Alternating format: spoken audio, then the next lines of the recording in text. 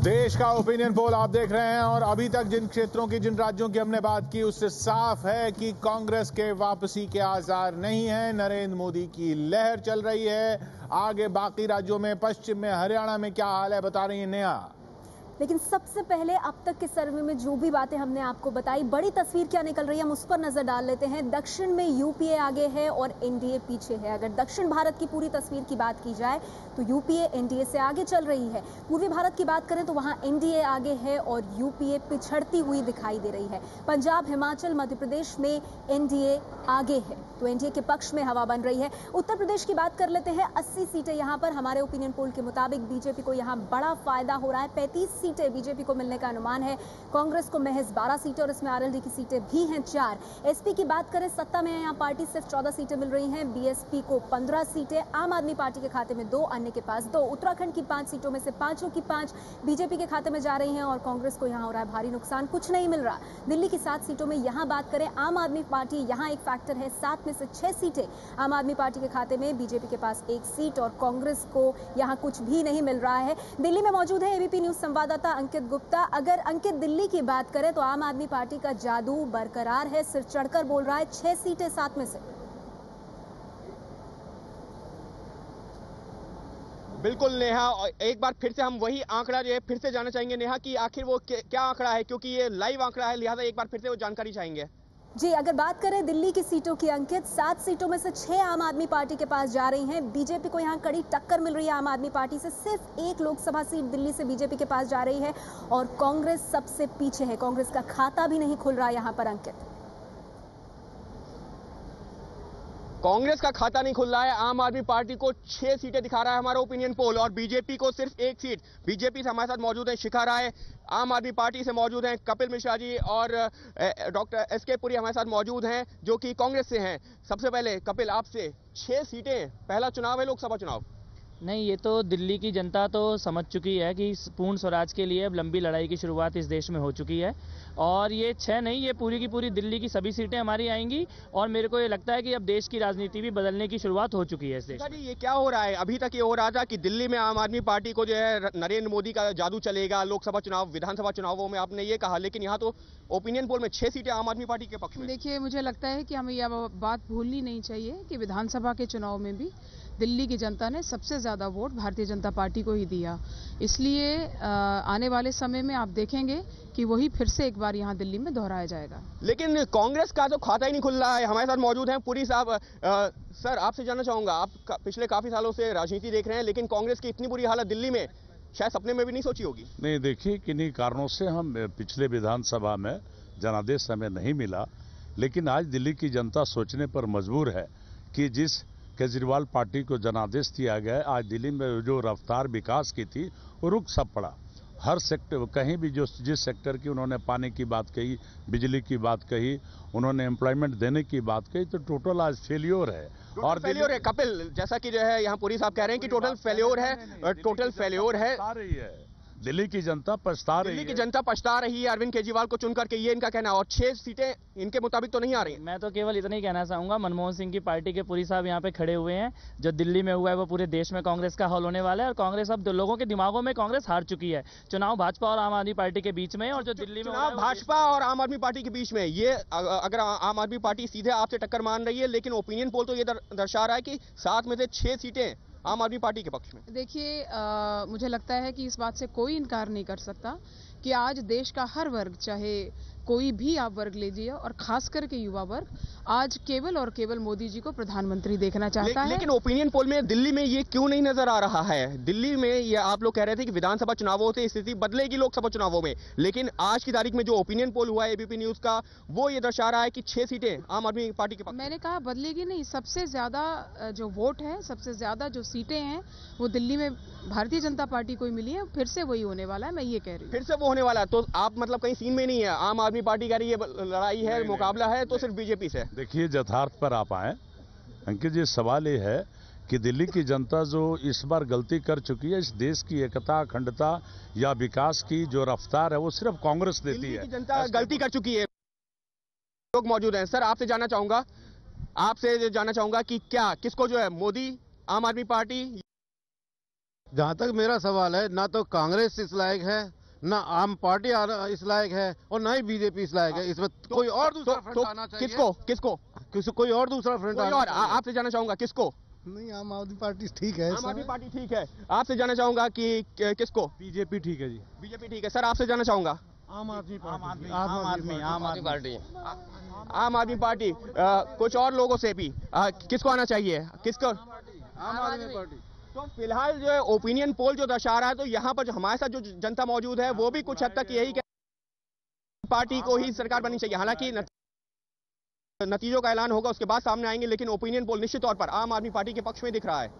बिल्कुल अंकित, तो दिल्ली में तो ओपिनियन पोल आम आदमी पार्टी के पक्ष में दिख रहा है, लेकिन हम अब बात करते हैं हरियाणा की। यहाँ पे भी पूरे जोशो खरोश से आम आदमी पार्टी ने आने का दम भरा है, लेकिन 10 सीटों पर क्या स्थिति है? 6 सीटें बीजेपी को मिलती यहाँ दिखाई दे रही हैं, कांग्रेस को महज 1 सीट, हरियाणा जनहित कांग्रेस को 1 सीट, INLD को 1 सीट और आम आदमी पार्टी को सिर्फ 1 सीट। ये तस्वीर है हरियाणा की। सीधे रुख करेंगे हम गुड़गांव, जहां रविकांत मौजूद हैं, ABP न्यूज संवाददाता। रविकांत, कैसे देखें इसे? हरियाणा में सबसे बड़ी पार्टी बीजेपी बनकर उभर रही है और आम आदमी पार्टी को कोई खास सफलता नहीं।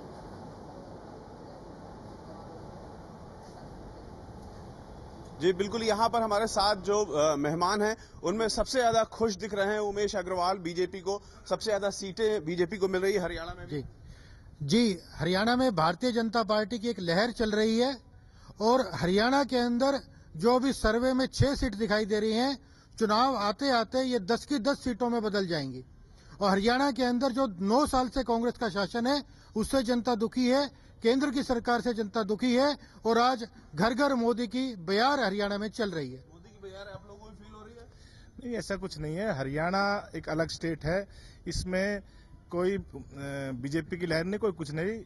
केवल जो आज चुनाव लोकसभा का होगा वो 2 बड़ी बड़ी पार्टी में होता है, एक कांग्रेस में या बीजेपी में।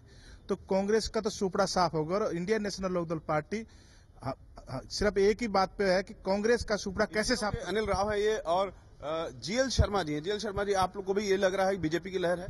इसमें कोई शक शुबा नहीं। इस वक्त पूरे देश में नरेंद्र मोदी की लहर चल रही है और उन्होंने अपने 3 साल के टेन्योर में एक सुशासन देके, गुड गवर्नेंस करके जो सिद्ध करके दिखाया है, उसके अनुसार आज देश के युवाओं में, महिलाओं में, दलित और अगड़े पिछड़ों में सब में मोदी के नाम की लहर है। क्योंकि देश में जो कांग्रेस ने भ्रष्टाचार शासन दिया और देश में जिस हिसाब से आम आदमी पार्टी के रमेश है, आपको 1 सीट मिल रही है सिर्फ हरियाणा में, दिल्ली में अब अच्छा देखिए, दिल्ली में जिस तरह से आम आदमी की लहर चल रही है वो लहर हरियाणा में भी आएगी। आज आम आदमी पार्टी दिल्ली से शुरू हुई है, पूरे देश तक जाएगी और हरियाणा में हम सर्वे के आधार पर जाए। आज ये बहुत जल्दबाजी होगी। हम सर्वे नहीं कि बढ़ने की जगह घट रहा है अरविंद केजरीवाल का क्रेज। अरविंद केजरीवाल का घट नहीं रहा है। देखिए, विधानसभा इलेक्शन में हमारी 28 सीटें थी और लोकसभा में हमारी 6 सीटें बता रहे हैं। ये ग्राफ बढ़ रहा है। कहा जा रहा था कि मोदी कह रहा था अगर कोई रोक सकता है तो सिर्फ और सिर्फ अरविंद केजरीवाल रोकेंगे। आप लोगों को क्या लगता है?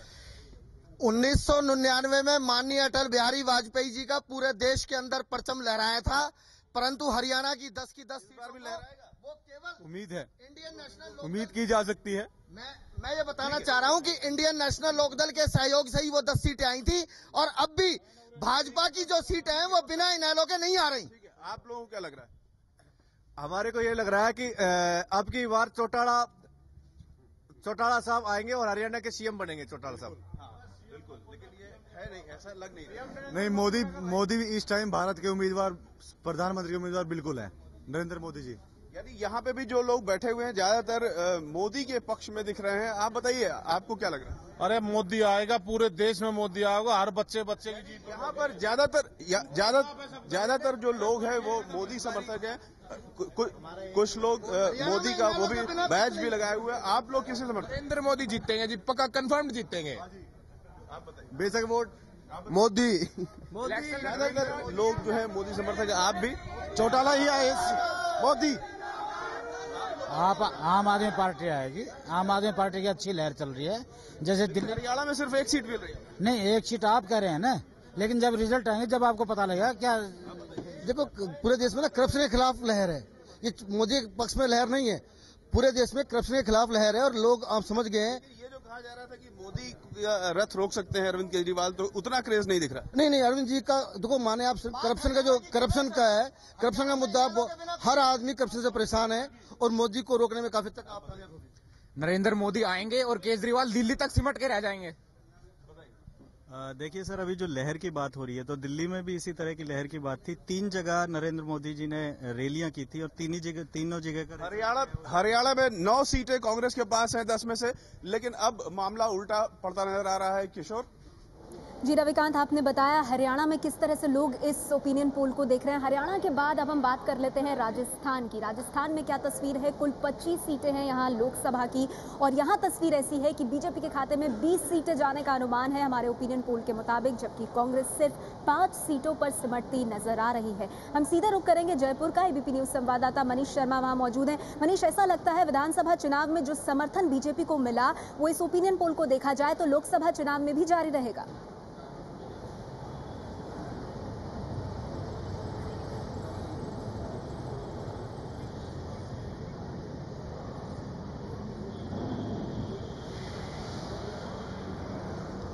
बिल्कुल नेहा, अगर हम लोकसभा चुनाव की बात करें, हमारा ओपिनियन पोल 20 सीटें बीजेपी के पक्ष में बता रहा है। हमारे साथ कांग्रेस नेता प्रताप सिंह खाचरियावास जी हैं। प्रताप जी, आपसे जानना चाहेंगे, 20 सीटें सीधे तौर पर बीजेपी को लोकसभा चुनाव में मिलती दिख रही है, आपका क्या कहना है?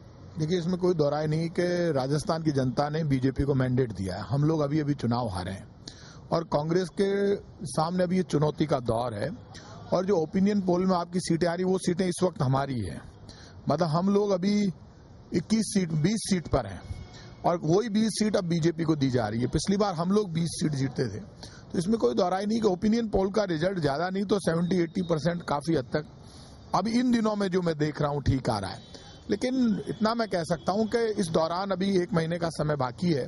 जो इस देश का मतदाताओं का रुख है वो इस बार अभी राजस्थान में 163 सीटें आजादी के बाद कभी भी बीजेपी को नहीं मिली, इस बार मिली है। मिरेकल हुआ है। कांग्रेस आपको बड़ा मददगार मान रही है कि मोदी के रथ को रोकने में कामयाब होंगे राजस्थान में, आपको लगता है आपका असर? देखिए, मैं ये मानता हूं कि ये जो आम आदमी पार्टी, ये जो नए नए लोग आए हैं, इनको दिल्ली की, ये लोग भले नहीं है, दिल्ली की जनता भली है। इन्होंने जो सपने दिखाए उस पर उन्होंने बहुत बड़ा मैंडेट उनको दिया, बहुत बड़े वोट उनको दिए, और इस देश के लोग उनके बारे में बहुत बड़ी उम्मीदें कर रहे थे। लेकिन वो धीरे धीरे स्थितियां गड़बड़ हो गई है और कांग्रेस को कोई आप की जरूरत नहीं है। कांग्रेस अपने आप में एक पावर है, कांग्रेस के सामने चुनौती है, लेकिन फिर कल कांग्रेस वापस आएगी और लोग ये देखेंगे कि देखिए, इसमें कोई दोहराई नहीं, 10 साल से लगातार पावर में कांग्रेस है। करप्शन के इश्यूज, महंगाई, सारे मुद्दे लेके कांग्रेस के ऊपर बहुत बड़ा हमला इस वक्त चल रहा है और पूरा रिलीजन के आधार पर चुनाव को बना दिया गया है। और जिस तरह की स्थितियां पैदा की गई है, जब मैं ये मानता हूं कि इस दौरान इसमें कोई दोहराई नहीं कि अभी इस वक्त राजस्थान में बीजेपी के पक्ष में माहौल है, इसमें कोई दोहराई नहीं। आपके पास और सुमन जी है बीजेपी से। वसुंधरा जी की ताजपोशी हो गई, 20 सीटें सीधे तौर पर आपको दिख रही हैं। आपको लगता है कि मोदी जी प्रधानमंत्री की तरफ बढ़ते जा रहे हैं, कुर्सी की तरफ? देखिए, मैं बिल्कुल विश्वास से कह सकती हूँ मनीष जी कि मोदी जी प्रधानमंत्री देश के बनेंगे, इसमें कहीं दो राय नहीं है। आपका तो सर्वे बता रहा है 20 सीट की, तो मुझे ये लग रहा है कि ये प्री पोल है, अभी काफी पहले का किया हुआ सर्वे है। ये देखिएगा, जब पोस्ट पोल सर्वे में भी हम मिलेंगे तो आपके चैनल, आपके सर्वे फिर से ये बताएंगे कि हम राजस्थान से जो हमारा मिशन 25 है वो हम पूरा करेंगे। और डेफिनेटली हम लोग अपने जिस संख्या की हम लोग उम्मीद करके बैठे हैं 272 प्लस की, उसको हम पार करके सरकार बनाएंगे। इसमें हमें कहीं दो राय नहीं लग रही, क्योंकि मैं इसका कारण बता रही हूँ कि राजस्थान के मतदाता या इस बार के मतदाता, प्रताप जी एक बात कह रहे थे कि रिलीजन का वोट या रिलीजन के आधार पर चुनाव हो रहा है, मैं इसको डिनाई करूंगी। ये विकास का है और विश्वास का चुनाव है, जो राजस्थान में भी हुआ और देश में भी होगा। ये विश्वास का चुनाव होगा।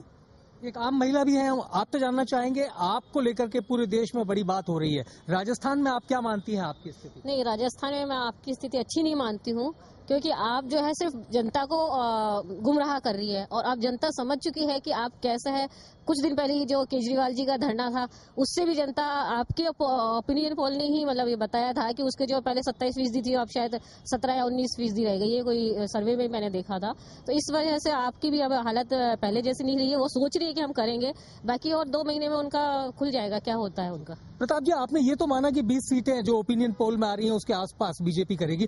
प्रधानमंत्री पद की बात करें तो आपको लगता है कि पूरे उत्तर भारत में जिस तरीके से मोदी लहर दिख रही है, आप खुद सहमत हैं, आपकी पार्टी सहमत लगती है? देखिए, मैं लहर की बात नहीं कर रहा। आप एक बात मान के चलिए, राजस्थान में 163 का बहुमत इनको मिला। मैं इस स्टेट के बारे में आपको कह सकता हूं। और यहाँ पे जितना मैंडेट इनको दे दिया, उसके बाद मुझे ऐसा लगता है कि लोग राजस्थान के खुद ये महसूस करने लगे कि ज्यादा वोट दे दिए। देखिए, जब आदरणीय भैरव सिंह जी थे, मैं पुराना जो मैंने देखला, एक बार उनकी 33 सीटें आई और वो हट गए, लेकिन जब पार्लियामेंट के इलेक्शन हुए तो बीजेपी 12 सीटें लेकर गई उन्हीं के नेतृत्व में। इसलिए मैं इस बात को तो मानता हूं कि इस वक्त बीजेपी के पक्ष में जो माहौल गया है विधानसभा में, उतना माहौल रहे नहीं रहे। लेकिन ये जो आपका ओपिनियन पोल है उसमें इसमें कोई दोहराई नहीं। अब हमारे नए प्रेसिडेंट बने हैं सचिन पायलट, और नई सोच को लेकर, नया डेवलपमेंट को लेकर इन्होंने जो प्रोग्राम दिए जीतने के बाद, अब लोगों को ऐसा लगता है जैसे ठहराव सा आ गया। कुछ नई बात राजस्थान में कह नहीं पाए, कर नहीं पाए अभी तक, और इसमें कोई दोहराई नहीं। कम समय इनको मिला है, लेकिन उन्होंने कहा 60 दिन की कार्य योजना बनने में 30 दिन लग गए। मैं इतना कह सकता हूं कि अभी इनके पक्ष में माहौल है, इसमें कोई दोहराई नहीं। लेकिन दिन पर दिन स्थितियां बदल रही है, और देखिए पूरे देश में क्या माहौल है मैं इसका कह नहीं सकता, लेकिन राजस्थान में अभी हमारे सामने चुनौती है, क्योंकि हम तो 163 सीटें हारे। अकेली बीजेपी 163 जीत गई और हम सिर्फ 21 सीटें जीते हैं, जो कि आजादी के बाद हमें इस सच को स्वीकार करना पड़ेगा कि हमारे सामने बहुत बड़ी चुनौती है। अब इस चुनौती से हम उभर कर कैसे आएंगे, हम हमारी तरफ से पूरी कोशिश करेंगे। लेकिन सिर्फ राजस्थान को लेकर आप ये सोच लें कि पूरे देश पर राज कर लेंगे, ये इनको तय करना है। और ये ज्यादा एबीपी न्यूज वाले ज्यादा समझते हैं कि आपने जो ओपिनियन पोल दिया उसमें इनको कहीं स्पष्ट बहुमत आपने नहीं दिया, जो मैंने देखा। तो राजस्थान में जहां तक आपका ओपिनियन पोल है 20 सीटों का, मैं उसको डिनाई नहीं कर रहा हूं, लेकिन अभी 1 महीना बाकी, आचार संहिता लगी, उसमें दिन पर दिन स्थितियां बदलेगी। जी किशोर, कुल मिलाकर के राजस्थान की अगर बात करें तो बीजेपी इस बात को लेकर बिल्कुल आश्वस्त है कि ओपिनियन पोल के नतीजे उनके पक्ष में है और ऐसा ही होगा। खुद कांग्रेस भी ये मानती है कि फिलहाल पूरी लहर बीजेपी और नरेंद्र मोदी के समर्थन में है। जी किशोर, नरेंद्र मोदी के समर्थन में है, ये बात बार बार हर जगह सुनने को मिल रही है। अभी तो हमने उनके अपने राज्य के नतीजे देखने हैं, ओपिनियन पोल के, महाराष्ट्र के नतीजे देखने हैं, लेकिन इस बिंदु पर, इस पॉइंट पर जब हमने देखा कि सब तरफ नरेंद्र मोदी की लहर सी एक तरह दिख रही है, सिवाय दक्षिण भारत के, लेकिन वहां पर भी कांग्रेस कोई अच्छी स्थिति में उतनी ज्यादा नहीं है। तो क्या यहां पर विजय, मेरा सवाल ये, नरेंद्र मोदी अगर घोषित नहीं होते प्रधानमंत्री पद के उम्मीदवार बीजेपी की तरफ से, तब भी क्या इतनी सीटें आ रही होती बीजेपी को?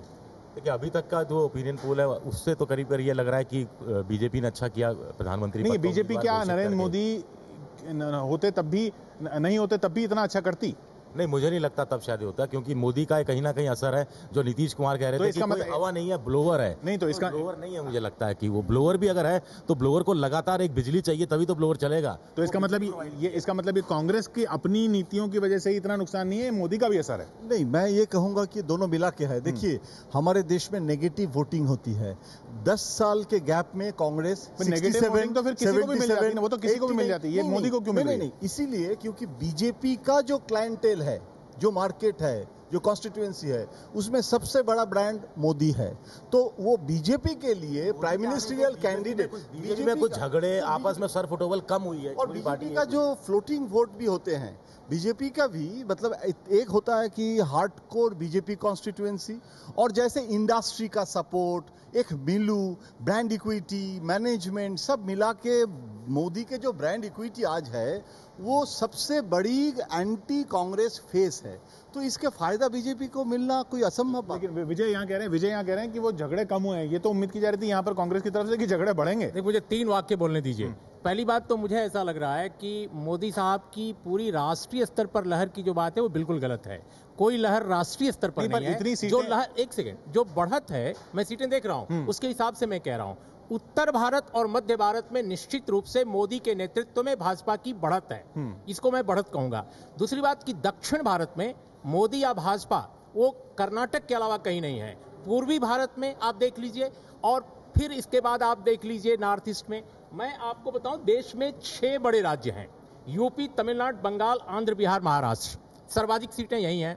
अब सवाल यह है कि यूपी और महाराष्ट्र छोड़कर और बिहार, 3 ऐसे स्टेट हैं 6 में जहां मोदी साहब और बीजेपी की प्रेजेंस बहुत अच्छी है, बढ़त है बल्कि, लेकिन महाराष्ट्र मिक्स्ड है और बिहार में उनकी निश्चित रूप से बढ़त है, यूपी में निश्चित रूप से बढ़त है, तमिलनाडु, बंगाल, आंध्र ये गायब हैं। ऐसे में मैं ये जानना चाहता हूं कि इसको राष्ट्रीय स्तर पर लहर कैसे कहेंगे? बीजेपी का मोदी फील्ड में नहीं है, बीजेपी कैंडिडेट भी नहीं है, चैलेंजर भी नहीं है।